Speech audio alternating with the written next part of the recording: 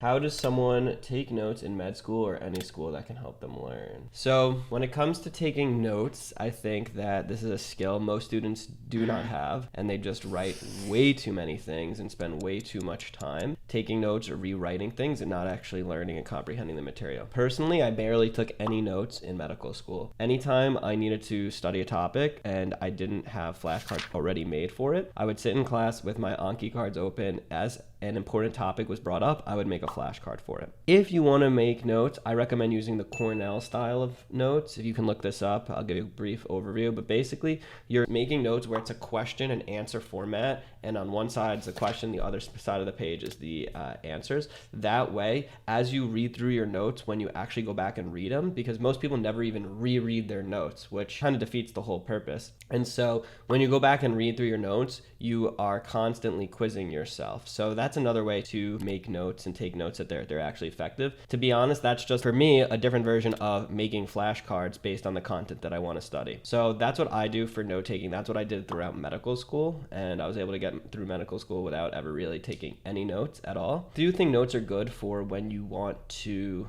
write out mechanisms and things like that, like biochem, orgo, where you have to do reactions and it's kind of hard to put into a flashcard? I think that's a time where definitely writing things out are good. Last thing I'll say about notes is what you should try to do every time is condense the information into smaller chunks. So for example, let's say you read an entire textbook chapter and you want to take notes on it. You should then condense that textbook chapter, maybe it was 15, 20 pages, into 5 pages of notes. Then you go through those notes a second time and you try and get the high yield points and the most important parts from there and condense it into maybe 2 pages. And then from there, you get it down to 1 page so that you have the most important distilled information. And the practice of taking the most important information is going to help you actually learn that content. And so if you do that, I think it will really help you synthesize the information. And then you also have a 1-pager for every chapter right before your exam. And that's a really good quick review that you could do before your test.